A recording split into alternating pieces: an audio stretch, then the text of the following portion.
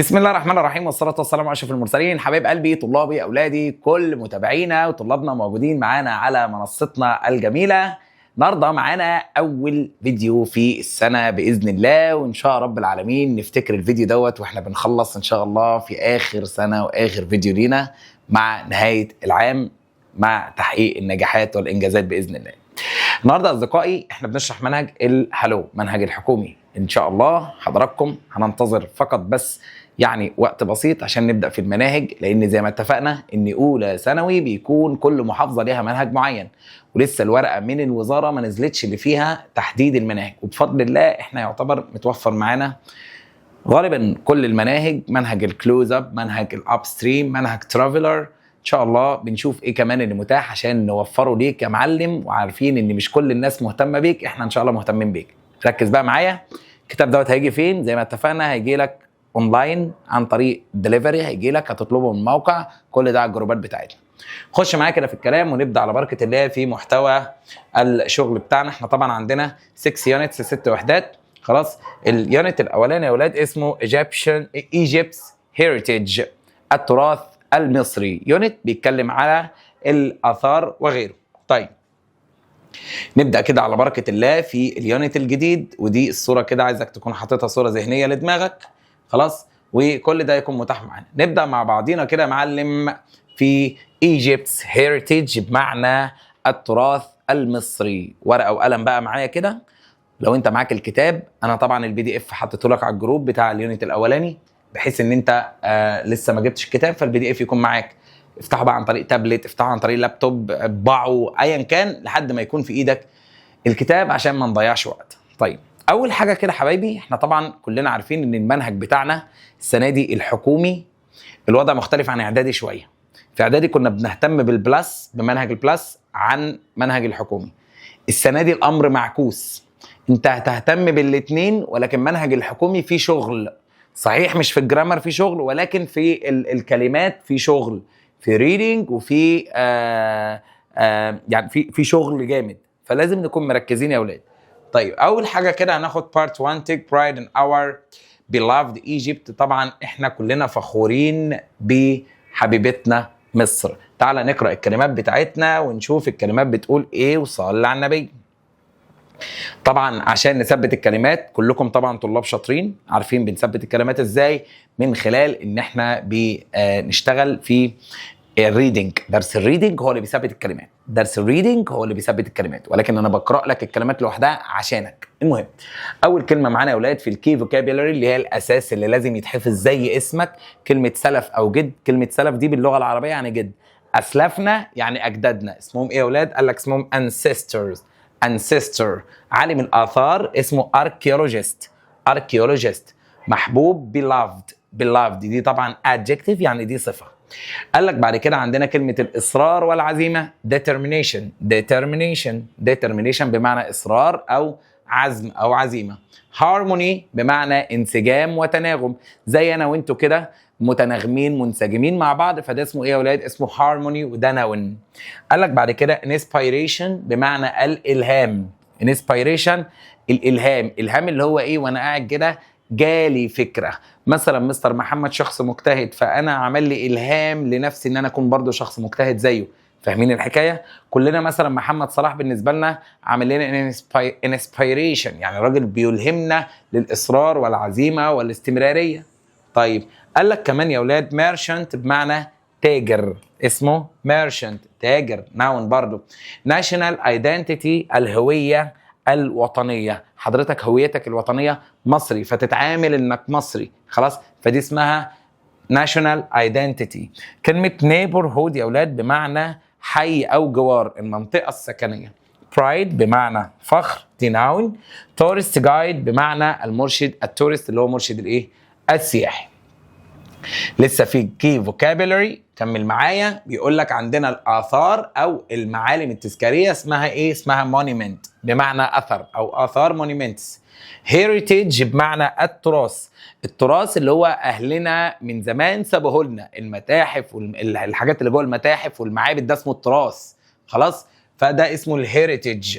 اما civilization دي بقى اسمها ايه يا اولاد؟ الحضاره. خلاص، طيب بعد كده يا اولاد الحفاظ اسمه preservation.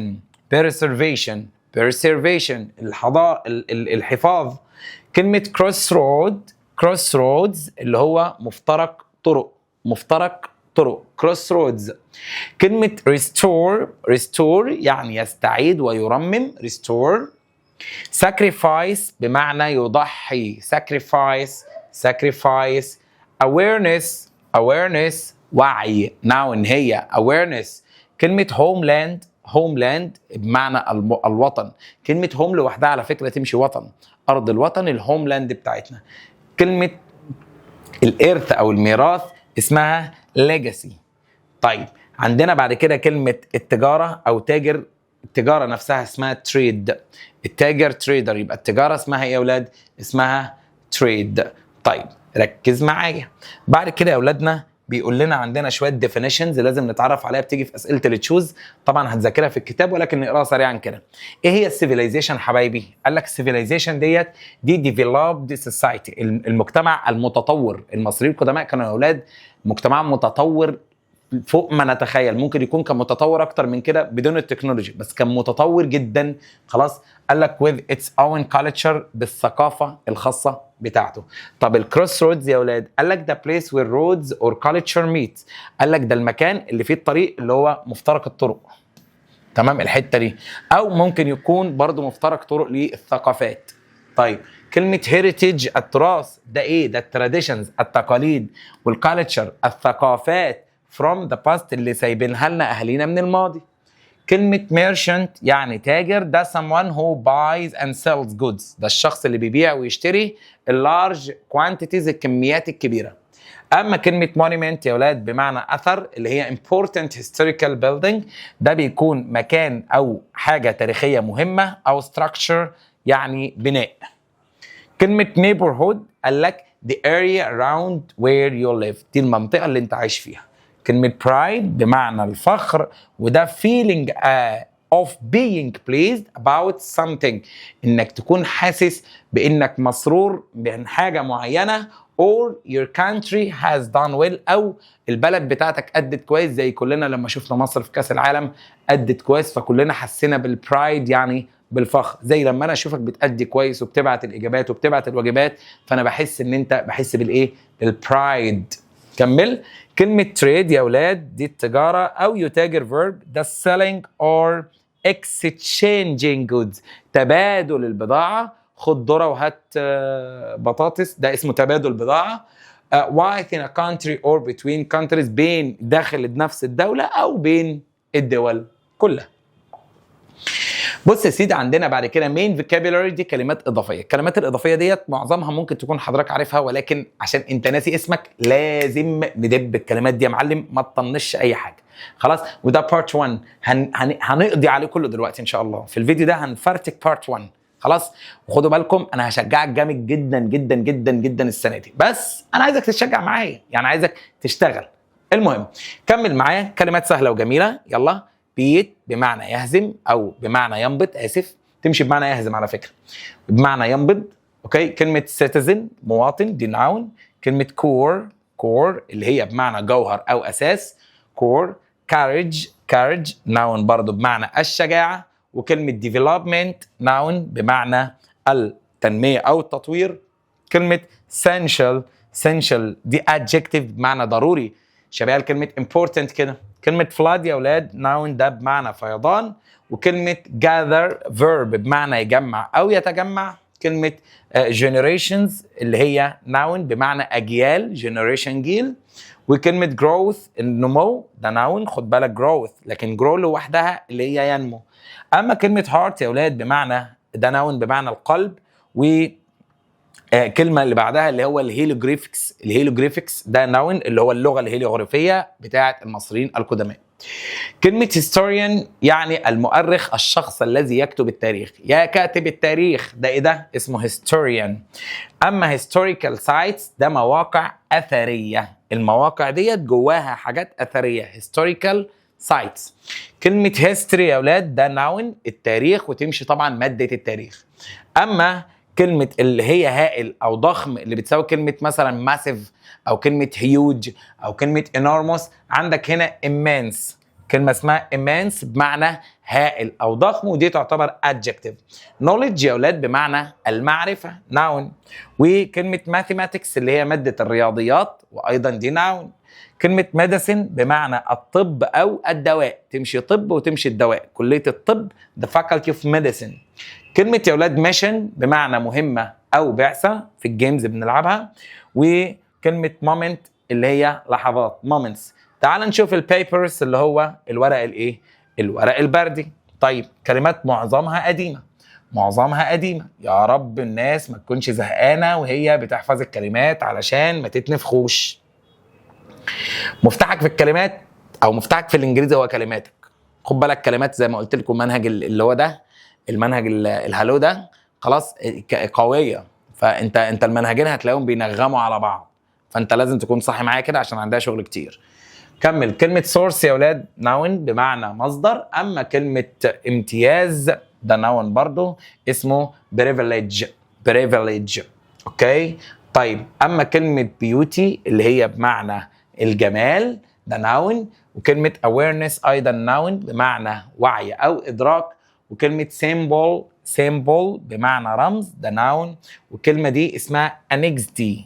anxiety هي نطقها كده، دي أيضا noun بمعنى قلق. كلمة honor يا ولاد دي تمشي noun وتمشي verb بمعنى شرف أو يشرف أو يكرم يعني. كلمة honest بمعنى دي host بمعنى المضيف، الشخص اللي بيضيف، اللي بيستضيف حد يعني. كلمة grains بمعنى حبوب ده كلمة grains، وكلمة bridge بمعنى كوبري دي noun. encourage verb بمعنى يشجع، كلمة event بمعنى حدث، يعني مكان بتروح مثلا تحضر فيه حدث مؤتمر مثلا او اجتماع ده اسمه ايفنت. وكلمه archaeologist اللي هو عالم الاثار ودي ناون. اما كلمه بروجريس يا ولاد بمعنى التقدم، كلمه powerful دي adjective بمعنى قوي. كلمه restore verb بمعنى يرمم او يستعيد restore. كلمه preserve ده verb بمعنى يحافظ على. culture الثقافة ودي ناون. أما كلمة figure دي ناون برضو بمعنى تمثال، تمشي برضو على فكرة بمعنى نموذج أو شخصية. كلمة economy اقتصاد دي ناون. أما tourism السياحة ناون، في تورست السائح، tourism السياحة. architect اللي هو ناون ده مهندس يا أولاد، المهندس المعماري، وصلى على النبي. طيب بقية الكلمات طبعا كلمات كلها قديمة ولكن برضو بنخلصها كده، اللي هي كلمة pollution تلوث، proud فخور، record يعني يسجل، كلمة require ده verb بمعنى يتطلب. أما كلمة shape يا ولاد ده noun verb بمعنى يشكل أو شكل. كلمة يا ولاد significant اللي هي adjective بمعنى مهم أو ذو معنى أو جميل كويس حلو، كل ده significant. اوكي. كمان يا اولاد عندنا كلمه species فصائل ودي تعتبر ناون خلاص. وكلمه توابل spices، بص الفرق في ايه؟ SPICE فاهم الفرق ما بينهم؟ خد بالك دي species فصائل حيوانات مثلا، اما دي spices اللي هو اعمل لك كريب سبايسي. كمل. كلمة inspire بمعنى يلهم ده الفيرب من inspiration اللي قلناه. أما rise verb بمعنى يرتفع أو ينهض. وكلمة exchange verb بمعنى يتبادل. كلمة challenge noun وطبعا تحدي. وكلمة greatness العظمة جاي من كلمة great، لكن great دي adjective لكن دي noun اللي هي greatness. contribution بمعنى مساهمة ودي noun الفيرب منها اسمه contribute يساهم. كلمة effect يعني ايه يا حبايبي؟ يعني توابل يعني تأثير يعني ايه؟ تأثير. خد بالك في كلمة اختها اسمها affect ده الفيرب منها بقى اللي هو ايه؟ قال لك الفيرب اللي هو بمعنى يؤثر على. خلاص مهم انك تكون عارف نوع الكلمة عشان يفرق معاك. حضرتك بعد كده بتذاكر الاكسبريشنز دي مهمه جدا جدا جدا عشان بتيجي في الاختيارات. مش هنقراها خلاص، حضرتك بقى هتذاكرها وتزودها على الحفظ، ولكن تاخد بالك منها ولما نحل عليها هتحس ان الدنيا معاك اسهل. هم تحس ان هم كتير بس حل عليهم. اكسبريشنز بمعنى تعبيرات، وكلمه prepositions يعني ايه؟ يعني حروف الجر. طيب بص يا اصدقائي، حضرتك بتقراها كذا مره. protect from، pass down، pass down اللي هو يورث او ينقل عبر الاجيال، كلمه مكرره اهي. make plan، take pride in، مع مثلا كلمه take pride in دي مشهوره جدا بتيجي كتير، يفخر بيه. take pride in، gather knowledge، I see your point، I see your point، I see your point يعني ايه؟ فهمت وجهه نظرك، ده معناها prevent from، focus on، shape our future يشكل مستقبلنا. play a role، take turns، curve into بص الكلمة دي مهمة، ينحت فيه. exchange ideas نتبادل الأفكار. كل دي جمل هتقابلنا يا فندم واحنا شغالين دلوقتي في درس الايه؟ في درس الريدنج. ولكن تعالى كده نشوف تريكة بسيطة. أول حاجة كده كلمة proud of يا ولاد، خد بالك دي proud بقى مش pride. في كلمة اسمها بص بقى take pride، لكن دي be proud of.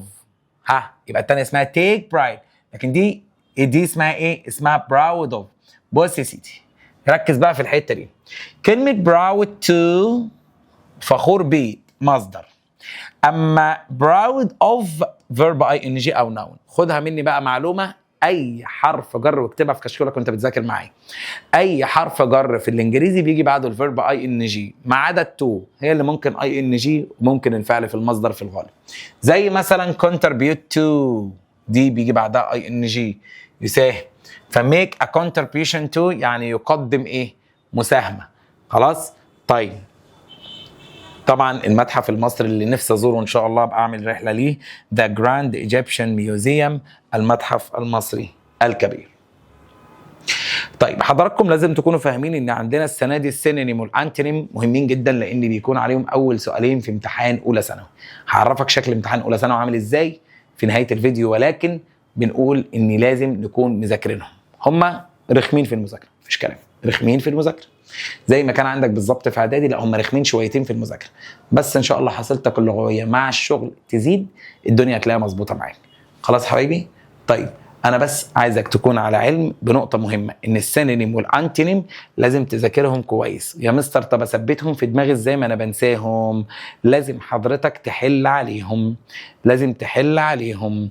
اما دلوقتي بقى عندنا شويه لانجوج نوتس كده لطيفه هنتعرف عليها. يا رجالتنا اشهر اشهر الجمل اللي بتستخدم في دروس اللي هي اسئله تشوز بقى. قال لك بص يا صاحبي، عندنا كلمه هيستوريكال وكلمه هيستوريك. خد بالك كلمه هيستوريك يا اولاد وهيستوريكال بيجوا لك في التشوز كده الاثنين، والاثنين معناهم تاريخي. انا اعمل ايه في الموضوع ده؟ فركز معايا حته كده 50 مهمه جدا. قال لك ايه؟ قال لك ان كلمه هيستوريك مومنتس، بص يقول لك ايه؟ قال لك the pyramids are historic monuments. قال لك ده ايه؟ قال لك دي معناها له اهميه تاريخيه، حاجه لها اهميه بالتاريخ، يعني بيستخدم عشان اوصف شيء مهم في التاريخ او حاجه لها تاثير في التاريخ. اما كلمه هيستوريكال يا اولاد بص بقى، قال لك ده متعلق بدراسه التاريخ، يعني اللي فوق حاجه لها اهميه في التاريخ هي نفسها تاريخيه. القلم ده يا جماعه قلم تاريخي من زمن الزمن. خلاص. طيب اما هيستوريكال لا، المتحف مثلا يا جماعه، المتحف ده متعلق بالتاريخ، جواه حاجات تاريخيه. الكتاب ده كتاب متعلق بالتاريخ، بيشرح جواه حاجات تاريخيه، ده كلمه historical. لذلك she loves reading historical novel. هل النوفل نفسها هي تاريخيه؟ لا، ده هي جواها حاجات تاريخيه. فهمنا اللعبه؟ يبقى كلمه historic بمعنى تاريخي، الحاجه دي نفسها القلم ده تاريخي، قلم من زمن، قلم من ايام الفراعنه. تمام. اما لو انا بقول لك الكتاب ده كتاب تاريخي، المتحف متحف تاريخي. ليه؟ علشان جواه حاجات من زمان. ده الفرق في المعنى بتاعه. بعد كده عندنا مهمه جدا جدا جدا، والطلاب اللي مذاكرين معانا في الكورس السؤال ده سؤال جميل وجالهم.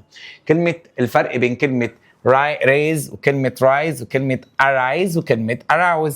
ايه الفرق بين الاربع كلمات دول؟ عشان حته مهمه 50 تانية.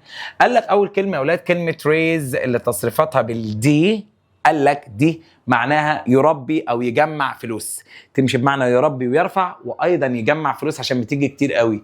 فلما اقول لك the farmer raises chickens on the farm يبقى هنا بيربي الدجاج.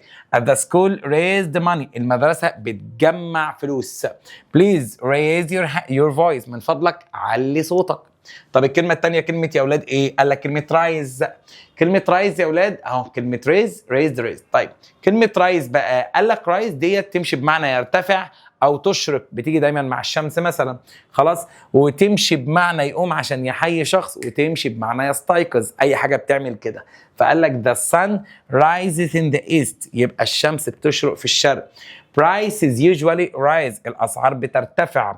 she rose، الماضي بتاعها rise، rising. طيب she rose quickly، قال لك هي ارتفعت بتنهض بسرعه، قامت بسرعه علشان ويلكم هير جاستس، تحيي الجاستس بتوعها. I usually rise early on weekends، انا بصحى بدري في الويك اندز. الكلمه اللي وراها يا اولاد كلمه اسمها arise، arising. ايه دي بقى؟ قال لك دي معناها يزيد من حد وتمشي بمعنى ينشأ، ودي مهمه قوي. ينشأ ازاي؟ unexpected difficulties، صعوبات جديدة غير متوقعة. arouse during the project، يعني ظهرت أو نشأت أثناء المشروع. يبقى كلمة arising دي بمعنى إيه؟ ينشأ. أما كلمة arouse لوحدها، خد بالك من فرق الحروف واوعى تتلخبط. arouse دي يا أولاد تمشي بمعنى يثير، يوقظ شيء، يعني ايه؟ بيكون حاجه معنويه. فمثلا اقول لك ايه؟ the unusual noise، الدوشه اللي مش طبيعيه اللي موجوده ديت aroused everyone's curiosity، يعني اثارت فضول الناس اللي قاعده. في دوشه فجاه كده اثارت الفضول بتاع الناس. فهمنا الفرق بين الاربع كلمات؟ يا رب تكون فهمتوا. كلمه based on و based in، كلمه based on يا اولاد بمعنى مبني على. قال لك ايه مثلا؟ تستخدم لما يكون الشيء مستند او معتمد على حاجه. ذا فيلم از بيزد اون ترو ستوري، معتمد على قصه حقيقيه.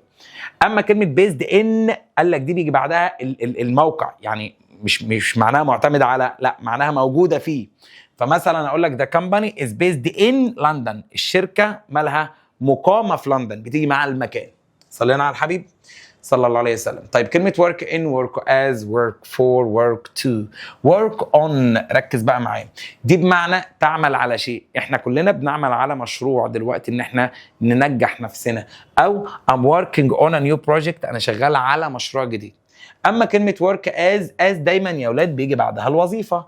he works as a teacher، هو شغال كمدرس. قال لك كمان works for، يعمل لدى، بيجي بعدها الشركة. قال لك مثلا she works for Google.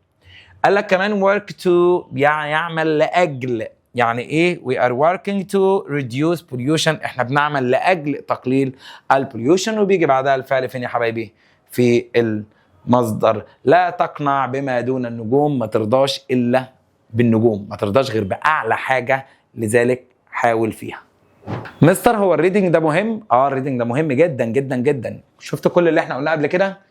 الصح اصلا ان احنا نبدا بدرس الريدنج. ليه؟ درس الريدنج هو اللي بنخرج منه الكلمات، بنخرج منه اللانجويج نوتس، بنخرج منه قواعد الجرامر اللي هندرسها. وزي ما قلت لك انا عايزك في الثانوي يا جماعه قواعد الجرامر تبقى ابسط حاجه عندك. ان شاء الله هنشرحها كذا مره ونلخصها ونظبطها، ولكن ايه اللي يخليني خارج من الفيديو ده حافظ كلمات يونت 1؟ يعني انت ممكن بعد الفيديو ده مش محتاج تحفظ كلمات يونت 1. ليه؟ خلاص انا حفظتها وحليت عليها وفرتكتها، يعني انا هقفل الفيديو احل الواجب على طول. تمام؟ ولكن احنا بنقول ان برضو في فروقات فرديه ما بينكم، يعني في طلبه بتقدر ان هي تستوعب من اول مره، في طلبه محتاجه تذاكر. خلاص؟ وزي ما قلت لكم قبل كده اي طالب مش يعني عنده مشكله في حاجه لازم يخش يقول لنا، واحنا بنقدر ان شاء الله ان احنا نساعده. وزي ما قلت لكم في الغالب انا اللي برد على معظم الاسئله وبجمع الاسئله واعمل لها فيديوهات للطلبه كلها. يلا بينا نصلي على النبي. تعال نشوف درس الريدنج وركز معايا. نصيحه غاليه مستر محمد، طالما ده ريدنج يبقى حضرتك لازم تقراه، مش تسمعه بس مني، لا انت بعد ما تقفل لازم تقعد تقراه ليك. وانت بتقرا يكون الكلام الانجليزي دوت في دماغك بالعربي، يعني الكلام مفهوم وانت بتقرا انجليزي مفهوم. طبعا معظمنا لغات ففاهم قصدي. تعال نشوف. different ways people learn، طرق مختلفة للناس في التعلم. قال لك Egypt is a land with a heart that has been beating for thousands of years. مصر هي الأرض اللي بتنبض الأرض بتنبض من آلاف السنين. مصر هي القلب اللي بينبض من آلاف السنين. We are proud to call it our home. احنا فخورين ان مصر ديت هي الهوم، وطننا. It's a place، هي المكان where the past and the present meet in harmony. هي المكان اللي الماضي والحاضر بيتقابلوا مع بعض في harmony، يعني في انسجام. Egypt has always played an important role. مصر دايما يا ولاد على مر العصور كانت بتلعب أدوار مهمة جدا in the world، في العالم. Our ancestors، أسلافنا وأجدادنا القدام، built one of the greatest civilizations. بنوا واحدة من أعظم الحضارات في الهيستوري، في التاريخ. وده حقيقة فعلا، أصلا ما فيش حضارة زي الحضارة بتاعتنا. كمان they gave the world، هم ادوا العالم كله النولج، المعرفة، في الرايتنج، في الكتابة، أيضا في الماثيماتكس، في الرياضيات، والميديسن، في الدواء والطب. they hieroglyphs، اللي هو اللغة الهيروغليفية، curved into temples، كانت curved يعني منحوتة في التمبلز، المعابد. walls were not just beautiful art، هي مش بس كانت art جميل، فن جميل، لا، ده they were a way to record، كانت طريقة لتسجيل الهيستوري، التاريخ. the library، مكتبة الألكسندرية، once gathered، هي مكتبة الإسكندرية، جمعت الإيجيبت gathers knowledge، جمعت المعرفة ديت from all over the world، من جميع أنحاء العالم. making Egypt a center of learning، خلت مصر هي مكان للlearning، للتعلم. Egypt was also a crossroad، هي تعتبر مفترق طرق للتريد، للتجارة. merchants traveled along the Nile، التجار بيسافروا عن طريق نهر النيل عندنا. and across the desert، وبيعبروا الصحراء. فعلا مصر تعتبر في وسط العالم، فكل اللي رايح في اي حتة بيعدي من عندنا. carrying goods، بيشيلوا البضاعة. such as، دي كلمة بمعنى مثل، الجولد، الذهب، السبايسز، التوابل، البيبرز، البردي، الجرينز، الحبوب. our land was a bridge، البلد بتاعتنا يا جماعة كانت تعتبر جسر where people meet and exchange ideas، الناس بتتقابل وتexchange ideas، بتتبادل الأفكار. making Egypt a source of inspiration for many civilization، خلت مصر هي مصدر للإلهام في جميع civilizations، الحضارات. Today Egypt continues to grow، دلوقتي مصر لسه يا ولاد بتكبر، بتستمر في النمو. our cities rise، مدينتنا يا جماعة، المدن بتاعتنا بترتفع with modern buildings، بالمباني الحديثة. while our historical monuments، بينما كانت الآثار القديمة بتاعتنا still stand with pride، ما زالت لسه واقفة بالفخر، زي الأهرامات والمعابد وغيرها. we are building new roads، بنبني طرق جديدة، bridges، كباري، neighborhoods، أحياء ومناطق جديدة. that show the world our determination، بتظهر للعالم إصرارنا to progress، في التقدم. from pyramids of Giza، من أهرامات الجيزة to the Grand Egyptian Museum، للمتحف المصري الجديد. وعلى فكرة المتحف المصري الجديد أنا سمعت عنه وعديت من قدامه مرة يا جماعة، وحبايبنا اللي في الجيزة أكيد حضروه شافوه، يعني حاجة واو، حاجة مبهرة، ابهار عظيم. يعني ده انت اصلا تشوف اللي هو ايه ده، وده عندنا، فعملوا حاجه كويسه. we continue to honor، احنا لسه بنتشرف بالهيستوري بتاعنا، بتاريخنا، while shaping our future، بينما ما زلنا نشكل المستقبل بتاعنا. we take pride in our country، احنا فخورين بدولتنا، not only for its beauty، مش عشان بلدنا جميله، but also because we understand the sacrifices، بس عشان احنا عرفنا الساكريفايسز، يعني التضحيات of our ancestors، اللي عملوها أجدادنا القدام. we work hard to make it greater for generation، بنعمل بجد عشان نخلي الدنيا أعظم وأفضل للجيل القادم to come. every citizen، كل مواطن has a role to play، كل مواطن يا ولاد عنده رول، عنده دور يلعبه. انا مدرس لازم اشتغل بجد واعلم طلابي كويس واساعدهم واصبر عليهم. انت كطالب دورك انك تتعلم كويس عشان تحقق مستقبل جيد ليك ولبلدك. ما انت لما تكون انسان قوي في العلم بتاعك، او جندي شاطر او جندي قوي في المكان بتاعك، او محاسب كويس في المكان اللي انت شغال فيه او ايا كان، فطبيعي جدا البلد هتتقدم. البلد خد بالك ممكن تتاخر بسبب ان انت في مكانك، في المكان اللي انت فيه مش بتشتغل بما يرضي الله. لكن لو بتشتغل بما يرضي الله تاكد هتظهر وهتنجح، وكل الناس لما تعمل كده فبالتالي البلد اللي انت فيها ايه هتطلع وهتزيد وهتتقدم. تمام. قال لك protecting our heritage، الحفاظ او حمايه التراث بتاعنا، contributing المساهمه to our economy في اقتصادنا. قال لك and sharing our culture ومشاركه الثقافه بتاعتنا with the world. واعمل بجد عشان تحلم احلام كبيره، ده حقيقه. اعمل بجد واحلم احلام كبيره بقى بعدين. اشتغل بما يرضي الله واحلم احلام انت ما كنتش تتخيلها، طبعا بالتوفيق والسداد بتاع ربنا. تعالوا بقى رجالتنا كده نطبق على اللي احنا شرحناه ده. زي ما قلنا كده في الفيديو احنا عايزينك تخرج حافظ الكلمات. فمثلا السؤال الاولاني بيقول لك most people feel deep sense. معظم الناس بتحس بالديب سنس اللي هو احساس عميق of for their countries للدولة بتاعتهم، historical achievements للإنجازات اللي الدولة عملتها التاريخية. يبقى احنا بنحس كلنا بالهارموني، بالتناغم، ولا بنحس بالبرايد بالفخر؟ طبعا واضحة جدا هي ايه يا اولاد؟ هي الفخر. طيب الساكريفايس التضحية، الاويرنس اللي هو الوعي، لا طبعا مش دي منطقية، يبقى الإجابة واضحة. كمل معايا. the poet اللي هو الشعر often wrote يعني غالبا بيتكتب about his homeland عن بلده الايه، expressing his longing to return يعني بيعبر عن يعني احتياجه للايه، للعوده. يبقى هنا يا اولاد significant ذو معنى، يعني his ذو معنى، لا طبعا، ولا essential ضروري، ولا كلمه national، ولا كلمه beloved. طبعا مع homeland دي على بعضها يبقى اسمها beloved، لان كلمه essential ضروري، national بمعنى دولي، اما beloved محبوبه، يبقى homeland beloved homeland اللي هي بلده الايه، المحبوبه. طيب working in العمل على ايه يا اولاد؟ with local communities مع الدول الكوميونيتيز المجتمعات المحليه is vital for the success of conservation projects. طيب working in harmony تناغم، ولا determination اللي هي اصرار، ولا inspiration اللي هو الالهام، ولا preservation يعني الحفاظ؟ طبعا هنا انك تعمل ايه مع اللوكال كوميونيتيز؟ قال لك اللوكال كوميونيتيز اللي هي المجتمعات المحليه، يبقى تعمل بتناغم، لازم احنا الاثنين نشتغل بتناغم مع بعض. يبقى كلمه ايه؟ قال لك harmony، يبقى هي بمعنى تناغم with local communities مع المجتمعات.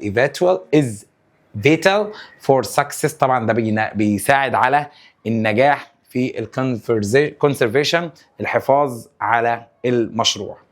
رقم 4 we all agreed. كلمة all ديت بمعنى ندين، احنا مديونين.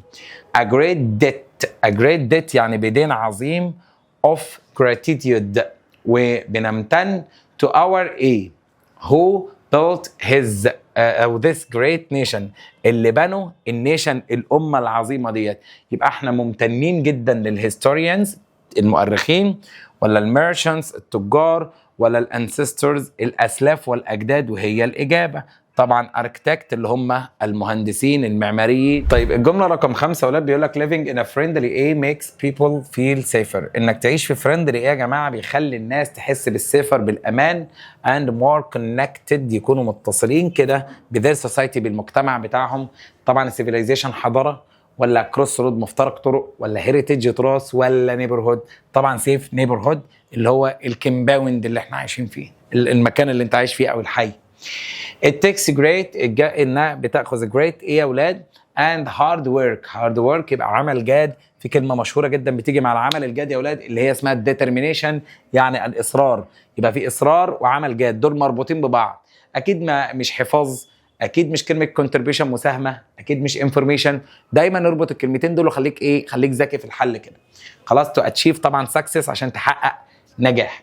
سؤال رقم 7 بيقول لك experts in faces، الخبراء بيأكدوا ده ايه يا اولاد of ancient manuscripts to prevent them from decaying. طيب جملة رقم 7 يا اولاد بيقول لك experts in faces، الخبراء بيأكدوا the A of ancient manuscripts اللي هي المخطوطات القديمة دي to prevent them from decaying، عشان نمنعهم يعني من ان هم يتلفوا. يبقى احنا بنعمل لهم عملية طبعا preservation، وهي بمعنى الحفاظ. مهم قوي يا اولاد واحنا شغالين نحفظ الكلمات كده. طيب كلمة throughout خلال الهيستوري التاريخ many brave people، الناس الشجعان have made great، عملوا great ايه عظيم to protect their land، يبقى عملوا ايه؟ عملوا طبعا contribution مساهمة، ولا عملوا sacrifice؟ الأحلى في المعنى sacrifices اللي هي بمعنى ايه؟ قالك بمعنى تضحيات. هتقول لي يا مستر في طالب انا عارف عشان انت لسه في اولى ثانوي وانت بتحل كده حاسس ان في كذا اجابه تمشي، ما هي ممكن تبقى مساهمه يا مستر. لا بص، هو ممكن يبقى في كذا كلمه صح، ولكن احنا بنختار الاصح الافضل، لذلك حلك معايا هيفرق قوي. طبعا civilization حضاره، وكلمه event بمعنى حدث. كلمة يا اولاد our culture الثقافة بتاعتنا نقط includes stories the stories، يعني الثقافة بتاعتنا ايه؟ قال لك بتشمل على الستوريز القصص، البيلدينجز المباني، التراديشنز التقاليد. يبقى دي اسمها ايه؟ التراث بتاعنا، التراث الثقافي يبقى الهيريتيج بيشمل على القصص والمباني والتقاليد اللي passed down اللي اتورثت. 10 an experienced يا اولاد بمعنى خبير. experienced ايه؟ must be، طالما خبير يبقى ده شخص. طالما شخص بقى تعال نشوف. قالك must be able to explain، يشرح complex history، يشرح التاريخ المعقد. يبقى الراجل ده ماله؟ مؤرخ. يبقى المؤرخ يا ولاد اسمه historian. merchant تاجر. archaeologist اللي هو بمعنى عالم اثار. tourist guide اللي يعني ايه؟ مرشد سياحي. children rarely، كلمة rarely دي بمعنى نادرا. الأطفال نادرا understand بيفهموا how much their parents، الأب والأم إيه to provide them عشان يزودوهم ويمدوهم with a good life بالحياة. يبقى أنت ما تعرفش أبوك وأمك بيساكريفايس، يعني بيضحوا قد إيه عشان يزودوك بالجود لايف.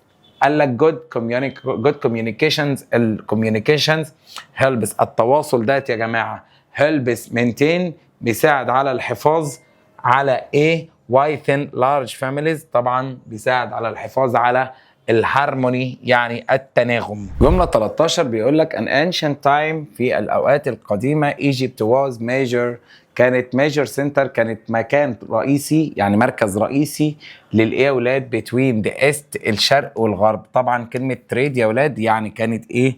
كانت مكان رئيسي للتريد للتجارة.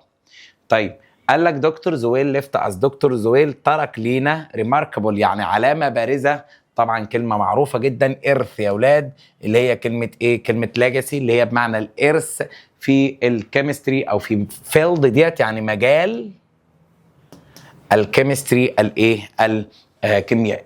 15 the process of getting better، يعني عملية إنك getting better تتطور of doing something، في إنك تعمل حاجة معينة، أو getting closer أو تكون قريب جدا to achieving في التحقيق something، إنك تحقق حاجة. ده بقى اسمه إيه؟ قال لك يا ترى ده اسمه inspiration إلهام، ولا اسمه progress تقدم، ولا اسمه surgery جراحة، ولا bravery شجاعة؟ طبعا إنك تتقدم في شيء يبقى ده اسمه progress بمعنى إيه يا حبايبي؟ التقدم. the wealthy الثروة نقط traveled، أو the wealthy دوت يعني wealth يعني ثروة، wealthy ده الغني بقى. قال لك طبعا في الاختيارات الوحيد اللي بيبقى غني في الليله دي هو الراجل الميرشنت، الراجل التاجر يعني، ده من غير ما نكمل خلاص. سيتيزن مواطن، ما فيش مواطن غني. اركيتكت اللي هو المهندس، وهيستوريان الراجل المؤرخ. كل دول علماء ودول ما بياكلوش عيش. طيب 17 ذا ديسكفري اوف ذا ريزيتا ستون اللي هو حجر رشيد، اكتشافه يعني was not event، ده كان حدث ايه في دراسه الهيروغليفكس؟ طبعا كان حدث علامه بارزه. خلاص قال لك ايه؟ قال لك كلمه significant بمعنى بارز. ancient Egyptians used المصريين القدماء كانوا بيستخدموا ايه يا اولاد؟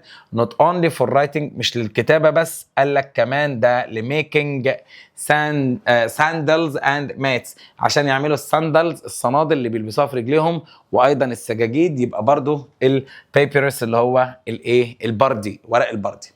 19 reading about the lives of great leaders انك تقرا عن حياه القائدين العظماء can be powerful source ممكن يبقى قوه source مصدر للايه يا اولاد؟ طبعا مصدر للشباب، انك مصدر للانسبيريشن للالهام.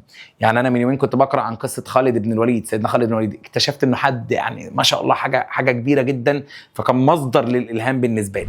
الجمله رقم 20 يا اولاد بيقول لك ايه؟ بيقول لك a professional بمعنى محترف spends years بيقضي سنين كتير researching and verifying facts about the past. طبعا هنا بيدرس عن الباست، يبقى الراجل ده ايه؟ merchant؟ لا. طب historians؟ historians اللي هو مين؟ اللي هو الراجل المؤرخ. خد بالك هتبدا الاسئله تكرر نفسها بقى. خلاص احنا طبعا معانا هم 60 سؤال كلهم على بعضهم شاكب راكب، برضو مش بنكتر عليك المساله. 60 سؤال انا بحل لك معاك حبه وبسيب لك الباقي تدوس وتنطلق فيه يا باشا، عشان الكلام ده كله هيتسلم لنا واجب ان شاء الله. طيب قال لك the government، هعلمك برضو ازاي تحل الواجب، لان ان شاء الله هنعمل واجب الكتروني. واجب الكتروني دوت حضرتك هتخش ان شاء الله، هنحاول الاسئله تكون موجوده هي بالظبط الكتروني، او حضرتك هتسلمها لنا، هتبعت لنا الحل من الكتاب. خلاص هقول لك يعني the government plan يعني بتخطط to the ancient palace القصر القديم، يبقى restore بمعنى ايه؟ بمعنى تعيد تنظيم الستور او تعيد تصليحه and open it on the public as تفتحه طبعا للعامة كميوزيوم متحف. Egypt has always been مصر تبقى ايه يا اولاد؟ where different culture and ideas meet. مصر هي الكروس رود، يعني مفترق الطرق اللي الثقافات بتتقابل فيه هي والايدياز والافكار. Professionals not use modern technology بتستخدم التكنولوجيا الحديثة. قال لك to locate عشان تعرف او تحدد الهيدن structures الاماكن المخفيه beneath تحت الساند تحت الارض. ده اكيد الاركيولوجيست يا اولاد اللي هو عالم الاثار. حضرتك عندك بعد كده صفحتين واجب يا فندم، ده على الكلمات بقى اللي هي الكلمات الاضافيه. خلاص انت عندك حوالي يعني واجب هيكون 30 جمله كده ان شاء الله، مش هياخدوا في ايدك اي حاجه، لازم تحلهم. طب يا مستر حضرتك بتعرف منين تسليم الواجب؟ احنا ان شاء الله هنعمل لحضرتك اسئله الكترونيه واجبات من الاسئله دي، او هي هتكون الاسئله ديت حضرتك هتحلها وهتصححها في الكتاب او تكتبها في الكتاب. يعني انت هتحل على المنصه وهتحل برضه في الكتاب، فاهم الفكره؟ هو نفس السؤال مفيش اي اختلاف، الفكره بس ان انت هتحله كده. طيب هتلاقي اسئله الكترونيه تحل وتشوف الصح بتاعك، وهتلاقي قدامك في الايه؟ في الكتاب، وصحح لنفسك. وطبعا اي اسئله او مشاكل على طول كلمونا. مستر دلوقتي حضرتك احنا عايزين نشوف بقى ايه الجرامر بيقول ايه في يونت 1. ركز معايا. نبدا على بركه الله يا جماعه ونشوف جرامر الخاص بيونت 1 في سنه اولى ثانوي منهج الحلو الحكومي. صلى على الحبيب، ركز معايا، افهم الفكره بالراحه، الافكار كلها متكرره ولكن نظام الاسئله هو اللي مختلف شويه. طب يلا نخش في الموضوع على طول ما نضيعش وقت.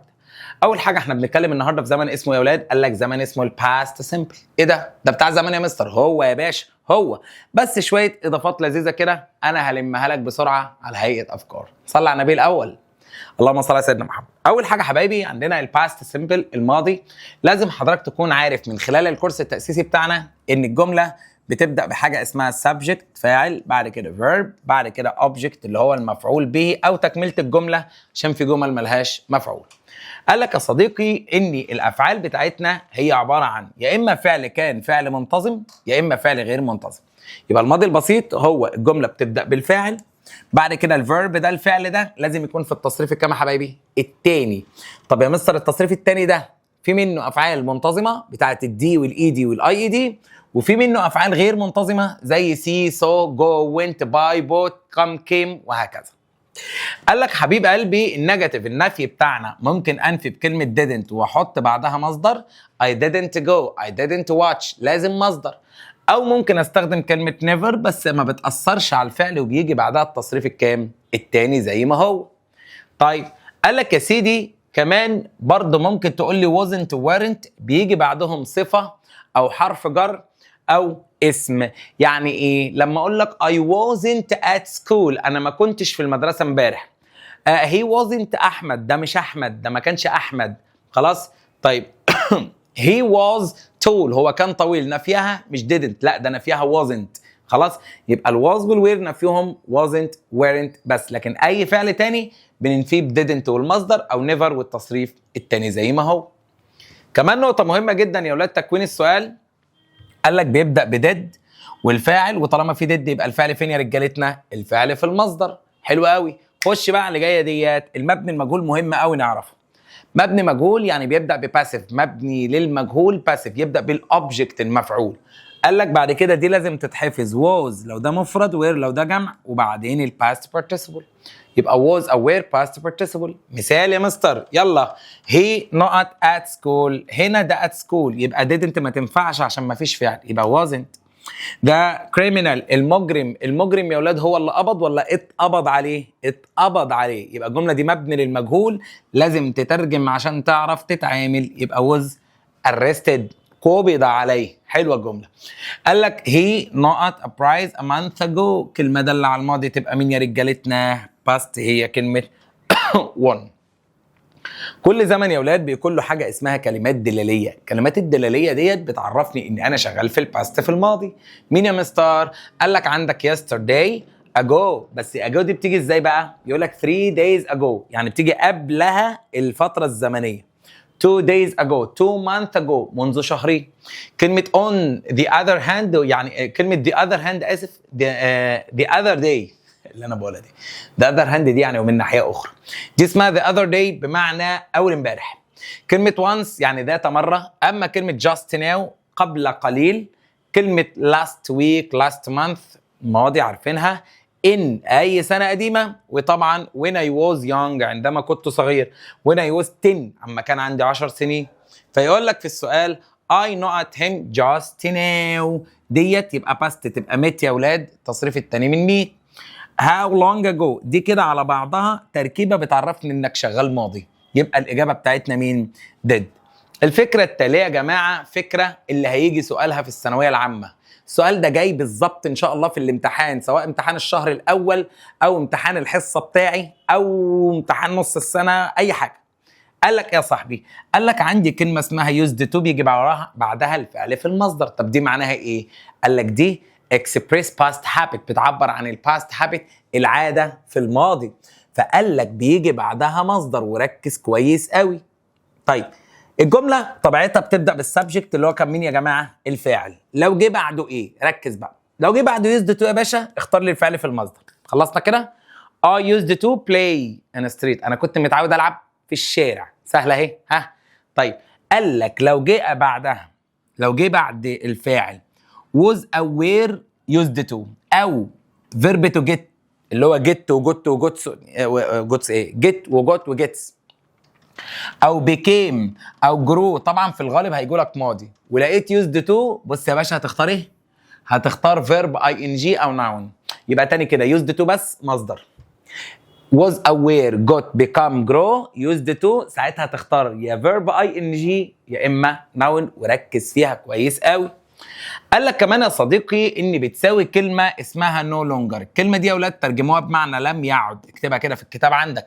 لم يعد بالبلدي بتاعنا كده ما بقاش. فانا لما اقول لك مثلا علي، ركز في الجمل اللي هكتبها دي no longer. القاعده بتاعتها يا مستر قال لك بيجي بعدها فعل في المضارع البسيط. يا مستر ده ماضي بس الفعل بتاع نو لونجر في المضارع البسيط. ما تنساش القاعده واحفظها. علي نو لونجر ستاديز هارد. الواد علي ما بقاش يذاكر ايه؟ كويس. يبقى مستر ايه القاعده الغريبه دي؟ نو لونجر يجي بعدها فعل في البريزنت سمبل. علي ما بقاش يذاكر كويس بتساوي علي used to study. هنا يا صاحبي used to يبقى بعدها مصدر hard. طب بص الجمله جايه علي was used to، اختار بقى ايه؟ مصدر ولا اي ان جي؟ قول انت. اي ان جي صح. عشان مين يا معلم؟ عشان was used to دي تركيبه بيجي بعدها الفيرب اي ان جي تبقى studying. فهمنا اللعبه كده يا جماعه؟ مهم انك تكون فاهمها بس حافظها برضو يا جماعه عشان ما نتلخبطش. طيب قال لك يا صديقي يبقى كلمه نو لونجر بيجي بعدها فعل في المضارع البسيط. كمان في كلمه اسمها any more او any longer. any more او any longer دول برضو معناهم بالعربي لم يعد، وبيجوا في اخر الجمله وبيبقى قبلهم يا اما don't يا اما doesn't والمصدر. يعني الجمله اللي هناك دي هقولها لك بالطريقه دي، هقول لك ايه؟ علي doesn't study anymore. معناها ايه يا مستر؟ قال لك الواد علي ما بقاش يذاكر زي زمان. خد بالك الاربع جمل دول كلهم نفس الترجمه. تخيل ها، علي ووز يوزد تو، علي كان متعود يذاكر زمان ودلوقتي لا. علي يوزد تو كان متعود يذاكر. علي نو لونجر ستاديز ما بقاش يذاكر عشان كان بيذاكر زمان. علي دازنت ستادي، علي ما بقاش يذاكر. فاهم الفكره؟ اني مور او اني لونجر. صلى على النبي. قال لك يلا ها، هي نقط سموك. سموك مصدر يبقى يوزد تو بس. طب هي نقط سموكينج اي ان جي يبقى جوت يوزد تو. هي نو لونجر بيجي بعدها مضارع بسيط، طبعا مع الهي تبقى سموكس اس. هي دازنت سموك مالها اني مور او اني لونجر، دي نو لونجر غلط، هي اني لونجر. الفكره التاليه نفي الكلام ده. اليوزد تو حبايبي كلنا حافظينها من ثالثه اعدادي، بتتنفي ازاي؟ ها، didn't use to بدون الدي. يلا ادي النيجاتيف didn't use to. حلو. او never زي ما اتفقنا بس هيجي بعدها used to عادي. او used not to، ينفع تتنفي كده وينفع تتنفي كده. مين صلى على الحبيب؟ يلا نحل. هي نقط use، طالما use يبقى didn't. طب نقط هي used to ده سؤال يا ولاد صح؟ يبقى did، مش هينفع was لان بعدها فعل في المصدر. قال لك يا ولاد بقى انا دلوقتي بقول لك احمد يوزد تو. بصوا مثلا المثال ده وركز معايا. بقول لك علي يوزد تو بلاي ان ستريت. علي كان متعود يلعب في الشارع، وحط لك بعدها بات ناو، دي معناها ولكن الان، ولكن دلوقتي. هي نقط. هنا يا معلم طالما اتحولت لناو مش هينفع اختار didn't. هيديك didn't مثلا، وهيديك كلمة don't، وهيديك كلمة doesn't. طب هنا هختار مين؟ أول حاجة هتستبعدها didn't عشان دي ماضي. أنا بقول لك but now هو ما بيعملش، يبقى تلعب مع الدو والdoes. الهي تاخد مين يا باشا؟ قال لك الهي تاخد كلمة doesn't. يبقى علي used to كان متعود play chess أو play tennis أو play football أيا كان، but now he doesn't. طيب ركز في الجاي. لو أنا بقول لك يا باشا خد بالك لو قبلها ما كانش يبقى بعدها متعود، وهتشوف الجمل دلوقتي. طيب اتعورت. المهم قال لك بعد كده وانا معدي كان في باب في حته حديده طالعه من الباب وجعني قوي. المهم طيب قال لك ايه يا معلم؟ صلى على النبي. قال لك طب لو انا بقول لك مثلا آية used to be lazy، البت آية كانت متعوده تكون كسوله but now، بس دلوقتي she نقط. يا ترى isn't ولا doesn't؟ هتبصمج هتقول لي doesn't زي اللي فوقيها. لا انا اخترت الدو والدز عشان هنا في فعل عادي، لكن ده يا باشا فيرب تو بي، يبقى بتلعب مع الاز والار. يبقى الفيرب تو بي بلعب مع الاز والار، لكن اي فعل تاني بلعب مع الدو والايه والدز. يبقى كانت متعوده تكون كسوله but now she isn't، بس هي دلوقتي مش كده. تعال نشوف القاعده. لو لقيت بطنه وركز معايا قبلها ماضي يبقى بعدها ايه؟ مضارع. قبلها مثبت يبقى اللي بعدها منفي، والعكس قبلها منفي يبقى بعدها مثبت. حلو. قال لك اي فعل لو ما فيش بي تلعب مع الدو داز، لكن لو في بي تلعب مع الام والاز والايه والار. مين صلى على النبي؟ يلا. هي يوزد تو بلاي كان متعود يلعب but now he doesn't يا باشا. طب هي يوزد تو بي خرجت بره تبقى isn't، وفهمنا الفكره. تعال نشوف الفكره اللي بعدها. قال لك يمكن استخدام بي يوزد تو او بي يوزد فور لو معناها من اجل، يستخدم من اجل. ازاي بقى؟ احنا عرفنا ان يوزد تو اصلا معناها ايه؟ اعتاد ان. طب ما هو مستر كلمه يوز اصلا كان معناها يستخدم، انت غيرتها ليه؟ قال لك بقى التركيبه بتاعت يستخدم فيه، يبقى يمكن استخدام كلمه يوزد تو ان هي يبقى معناها يا اولاد يستخدم فيه. قال لك ده شكله ايه بقى؟ قال لك شكله بيكون الفيرب تو بي، يعني ام واز وار، واصلا مش تيجي ام، هي از وار بس. يوزد تو هيجي بعدها ساعتها مصدر. خد بالك عشان لخبطه، احنا فوق قلنا ان ووز وير يوزد تو اي ان جي، هنا ده اعتدى ان، لكن هنا انا بقول لك ام واز وار، والاز والار طبعا يوزد تو ساعتها مصدر، بس هنا يبقى معناها ايه؟ يستخدم فيه. يبقى لو يوزد تو جه بعدها مصدر وقبلها فيرب تو بي يبقى معناها يا اولاد يستخدم فيه. زي ما اقول لك القلم ده ماله؟ is used to write، هي بقى is used for writing. في الغالب الجمله بتكون بادئه باداه، اوبجكت هنا مفعول به او اداه، السكينه، القلم، المسطره، الحاجات دي. بص المثال، افون التليفون is used to، اكيد هنا التليفون مش متعود، اكيد التليفون يستخدم صح، يبقى is used to المصدر يبقى communicate. افون is used for، طالما for يبقى الفيرب اي ان جي، خدها من مستر محمد، اي حرف جر انجليزي يجي بعده اي ان جي ما عدا التو، هي الاحيان واحيان. قال لك الفكره اللي بعدها يا اولاد فكره خطيره جدا، وخد بالك احنا بنفرتك نص يونت 1، خد بالك نقول تاني احنا بنفرتك نص اليونت كامل، مش هنسيب لك فسفوسه. طيب قال لك في حاجه يا اولاد اسمها في الانجليزي ماضي غير حقيقي، يعني ماضي ما حصلش. انا كان نفسي قوي تيجوا معايا الرحله، انت ولا جيت معايا ولا انا عملت رحله اصلا، يبقى ده ماضي ما حصلش. انا اتمنى لو كان في كذا. فقال لك الفكره كالتالي، بيقول لك كلمه يا اولاد اسمها اي ويش، انا اتمنى. اتس تايم would rather، اتس تايم ده حان الوقت، would rather يعني من الافضل. لو جه بعدهم فاعل يا اصدقائي خد بالك من الجاي بقى، قال لك هيجي بعدهم اختار من الاختيارات الفعل في الماضي الايه يا باشا؟ الماضي البسيط. اختار من الاختيارات الفعل في الماضي البسيط، او هتختار من الاختيارات ماضي تام امتى؟ لو في اي كلمه تدل على الماضي، لو في اي كلمه تدل على الماضي اختار من الاختيارات الماضي التام. لا مش فاهم يا مستر، بالراحه عليا كده. بص يا صاحبي، اي وش اهي، انا كنت اتمنى. اي نوت ان لندن ناو، حلو، هنا اختار ايه؟ اي وش وجي بعدها فاعل، اختار ماضي ليفت. بص الجايه، اي ويش اي ماضي، بس انهي ماضي؟ كمل كمل كمل كمل، لاست. لاست بقى دي هتضطرنا اختار الماضي التام اللي هو هاد والبيبي. تركايه بتاعه الطلبه الجامده وهجيبها في الامتحان عشان بس نشوف مين ذاكر ومين ما ذاكرش. تركايه جايه في الامتحان، ما تقولش لحد بس. اما العادي بقى كلمه وش عادي، كلمه وش كلمه عاديه، ايه اللي بيحصل؟ قال لك اي وش دي لوحدها بدون فاعل بيجي وراها ايه؟ تو المصدر. خد بالك احنا فوق كان اي وش جاي بعدها ايه؟ جاي بعدها فاعل، اي وش يو، اي وش اي وش احمد، اي وش حد.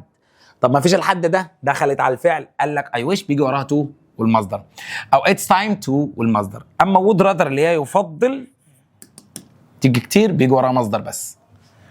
يلا اي وش على طول اهو، على طول اهو، يبقى ايه؟ لا ده تو المصدر تو ليف. طيب فكره رقم 9، قال لك ايه؟ قال لك مع ظروف التكرار التعبير عن عاده في الماضي. ايه ظروف التكرار دي؟ يعني مثلا كلمه always مش دايما بنشوفها مع المضارع، انا ممكن اشوفها مع الماضي. يعني I always visited my grandmother when I was young، كنت بزور جدتي لما انا كنت صغير. فقال لك he always played when he was young، لما كان طفل. طيب قال لك كمان يا اولاد الفيرب تو بي في الباست، قال لك ايه؟ الهي والشي والات بتاخد was، والوي واليو دي بياخدوا were young ايه، او ممكن اقول لك in 2019. طيب النفي بتاعه طبعا wasn't وايه؟ wasn't و weren't.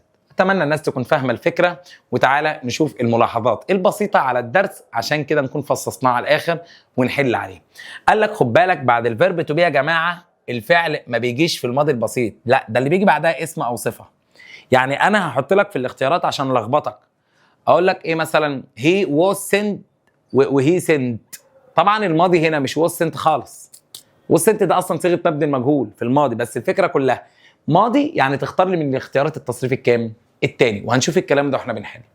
قال لك علي was a taxi driver 10 years ago، فقال لك هنا was دي كانت ماضي خلاص. علي was ill، علي كان مريض، يبقى هنا كلمه was ينفع يجي بعدها noun، ينفع يجي بعدها adjective يعني صفه. قال لك كمان يا اولاد بعض الافعال المربكه في اللغه الانجليزيه، احنا طبعا دخلنا ثانوي فهنقابل افعال جديده بقى غير باي وبوت وجو وينت. تعال نشوف شويه افعال جديده، يلا بينا، صلى على النبي.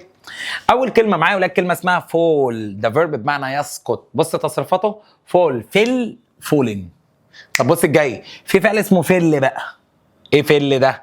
قال لك فيل بمعنى يوقع او تمشي يقطع شجره، فده تصريفاته فيلد فيلد. بتلخبط ها؟ طب بص الجايه، فايند يعني يجد، تصريفاتها حافظينها، فاوند فاوند. طب بص الجاي، في فعل بقى اسمه فاوند اصلا. ايه ده فاوند؟ يؤسس، جاي من فاونديشن يا بنات. يبقى founded my father founded a new company. حلو. كلمة lie قال لك بمعنى يستلقي، يقعد كده راقد على السرير. قال لك تصريفاتها lay لين. بص الجاية، في بقى lay فعل لوحده بمعنى تضع البيض او تعد المنضد، جهز الترابيزة. قال لك ليد يبيض. يبيض المهم، في كلمه يا اولاد اسمها ايه؟ اسمها ويند، يلف عقارب الساعه. تصريفاتها ووند. في بقى فعل اسمه تاني ووند، يجرح. ووندد يا مستر انا اتلخبطت والله، وانا يا ابني انا كمان اتلخبطت. طيب فبعد اذنك وانت شغال اقراهم بس كذا مره. يلا، كلمه رينج يعني يتصل ويرن، كلمه رانج باليو. اما كلمه رينج تمشي بمعنى تضع دائره، يعمل دايره حوالين حاجه، تصريفاتها رينجد. الباست سيمبل يا اولاد بيجي لما اكون بعبر عن عاده في الباست في الماضي.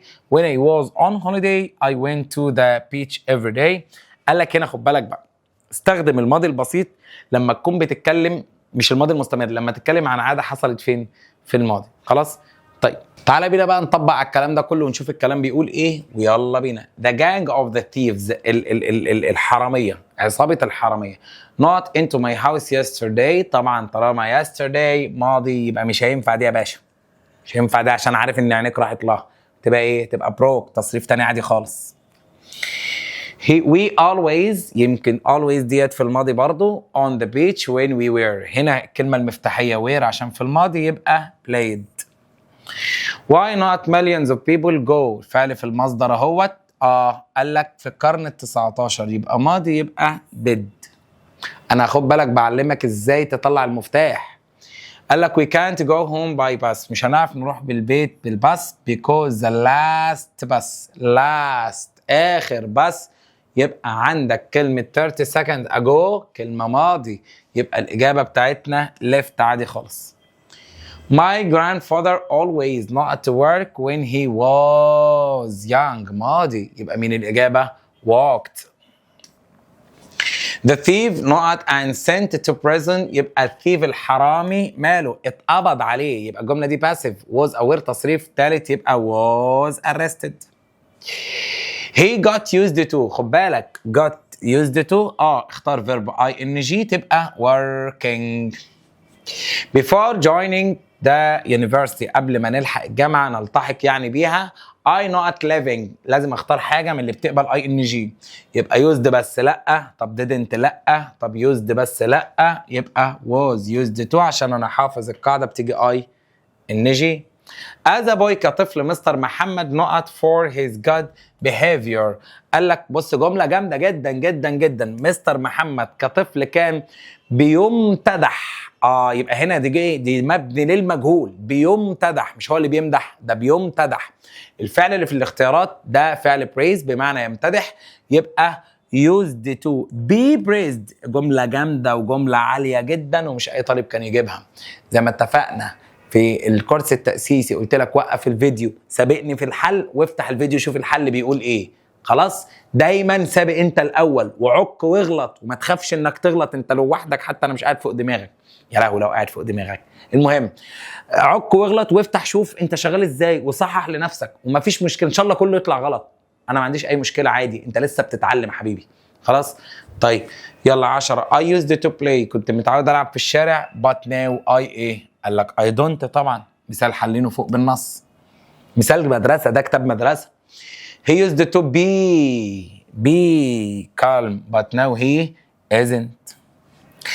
كريم used to play chess، يلعب chess but now he، طبعا فعل في المصدر يبقى he ايه؟ he doesn't. روان used to be lazy يبقى but now she ايه؟ she. بصوا الاختيارات، قال لك she does no longer ولا she is no longer ولا she no longer does ولا she no longer is؟ طبعا but now she no longer is، لان no longer اللي بيجي بعدها الفعل في المضارع. يلا معايا كمل. قال لك my little sister used to be lazy when she was young. this mean ده معناه ايه؟ جملة صايعة جدا في الامتحان. ده معناه ايه؟ هي كانت متعودة تكون كسولة زمان، لكن دلوقتي هي مش كسولة. قال لك هل هي ما زالت كسولة؟ لا. طب هي ما بقتش كسولة؟ هي ما بقتش كسولة فعلا.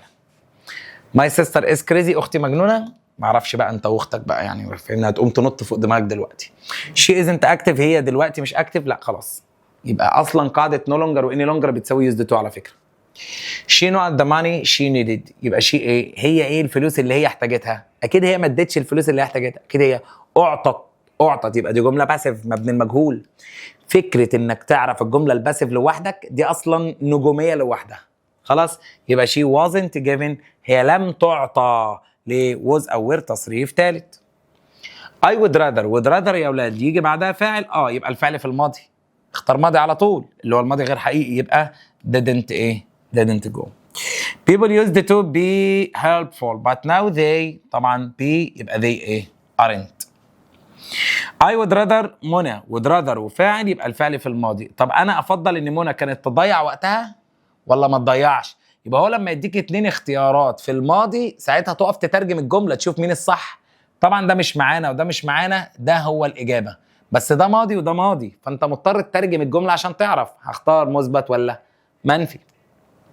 Does he smoke? No but he not. قال لك هل هو بيدخن؟ لا، ولكن هو كان متعود يعمل كده. يبقى he is used to doing ولا used to do؟ طبعا used to do. ليه؟ لان انا بعبر عن عاده في الماضي، لكن is دي عاده في المضارع. هو بيدخن دلوقتي؟ قال لك لا، هو كان زمان بيدخن. The writer wrote his first novel. كتب الروايه الجديده بتاعته when he not at university. طبعا when he was، لان الكلام كان ماضي، wrote ماضي، يبقى التكمله بتاعتك ماضي. unlike now مش زي دلوقتي، جمله عاليه جدا برضو. مش زي دلوقتي I know a black coffee.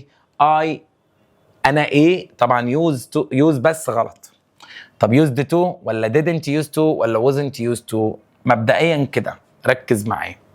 قال لك unlike now I used to black coffee ولا I didn't use to black coffee ولا wasn't used to؟ مبدئيا كده وصباح الفل لازم تركز. مش ده مش فعل، ده ده اسم. الاسم يبقى دي مش معايا ولا دي معايا، هي دي. فاهم حاجه؟ ليه؟ لان was used to قلنا بيجي بعدها noun او verb ing. my son watch Egyptian movies. يبقى كان بيتفرج but now he does. لا، هو دلوقتي بيعمل، يبقى زمان ما كانش بيعمل، يبقى هنجيبها منفيه، يبقى اللي هي didn't use to. did عماد. قلنا did يا اولاد بتمصدر اللي وراها، يبقى use to. 24 I not lunch at home yesterday. يبقى I haven't used didn't have ما تناولتش. خد بالك hadn't ديت ده زمن ماضي تم مش تبعنا خالص، لكن didn't have انا لم اتناول. 25 father is used to buying tasty sweets. بابا متعود يجيب لنا حلويات حلوه. this sentence الجمله دي معناها ايه؟ خد بالك بابا is يعني دي عاده دلوقتي، يبقى ده this no longer happens ده عمره ما حصل قبل كده، ولا this is present habit ولا دي عاده حاليه، ولا this never happened ولا ده عمره ما حصل، ولا this was past habit ولا دي عاده في الماضي. لا، ده is used to buying. لا يا فندم، ده دي عاده في المضارع. this is a present habit. قال لك he not until he had cleaned the car well. طبعا هنا ماضي، يبقى he didn't rewarded هو لم يكافئ. لا، ده مش didn't rewarded، غلط. ما هو didn't دي لازم مصدر، فدي اصلا كده على بعضها غلط. طب doesn't rewarded لا، rewarded لا، ده هي wasn't rewarded اصلا. يعني ايه reward؟ يعني يكافئ. هو لم يكافئ، يعني الجمله دي يا اولاد، يعني الجمله دي باسف مبني المجهول was اول تصريف ثالث. فاهم لعبتها؟ طيب كده اصدقائنا، حضراتكم معاكم حوالي من 27 اهو. احفظ بقى الواجب بتاعك من 27 لحد الصلاه على النبي لحد لحد 52. تعالى نحل شويه ريرايت. طبعا احنا الريرايت المقالي خلاص هيبقى موجود ان شاء الله، فنحل برضو حبة ريرايت ونشوف الفكرة. I first met my best friend سنة 2000 او 2018. عايز ago، يبقى هيقول له ايه؟ هيقول له هنا I first، لا هيقول له I met my best friend. هتطرح من 2018 ديت يدينا مثلا ايه 7 سنين تقريبا او 8 سنين، يبقى انت هتقول له ايه 8 years ago. اللي بعدها عايز ينفي بنيفر، يبقى I didn't see. شطار الناس اللي حله والله، هتبقى I never وترجع الفعل ده في الماضي تبقى يا ولاد so the teacher in the meeting. My brother was never late for school. عمره ما بيتأخر، يبقى my brother didn't. المصدر بقى من الفعل was ايه؟ be late. ما هو مش هينفع اقول له didn't late، لازم فعل. didn't لازم فعل، يبقى didn't late for school. عايز used to. my grandmother was in the habit of telling. كان in the habit of telling. الليلة دي كلها هنقول my grandmother was used to ing اللي هي مين معانا؟ telling. مستر هو انا ممكن اقول used to tell؟ ينفع، الاتنين شغالين. us bedtime stories.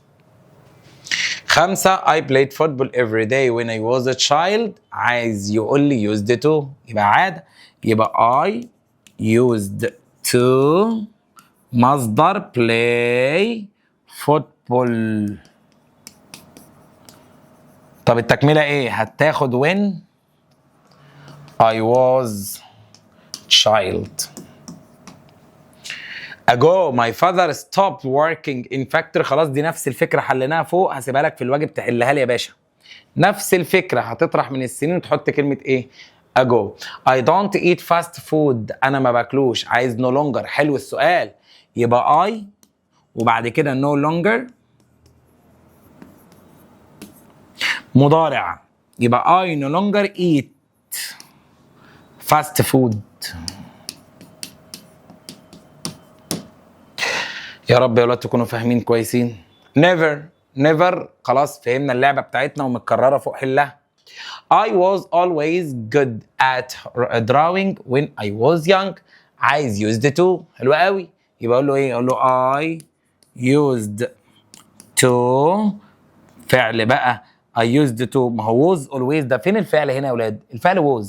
طب انا هجيب مصدره، يبقى I used to be good at drawing وارزع بقيه الجمله. انت فاهم انا طلعت الفعل منين؟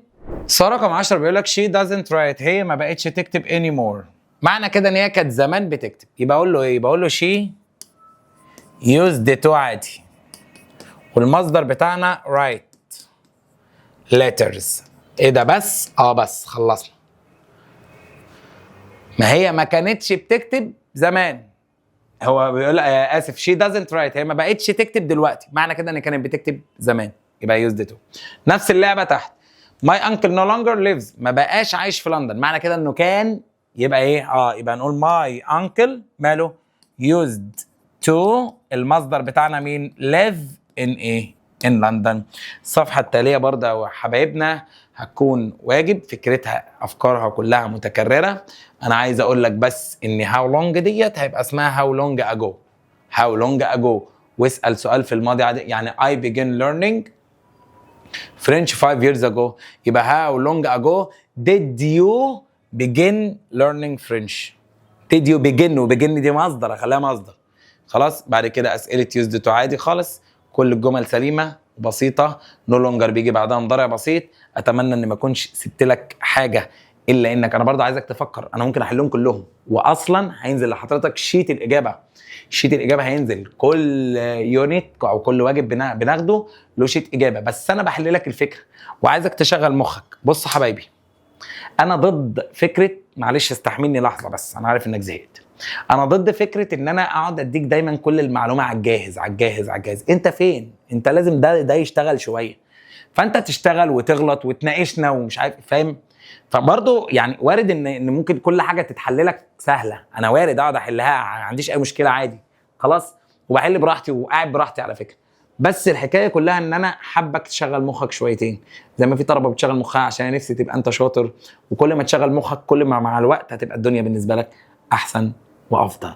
يا رب تكونوا كلكم بخير، نشوفكم بخير يا حبايبي في الحصه الجايه. سبحانك اللهم وبحمدك، اشهد ان لا اله الا انت، استغفرك واتوب اليك. السلام عليكم ورحمه الله.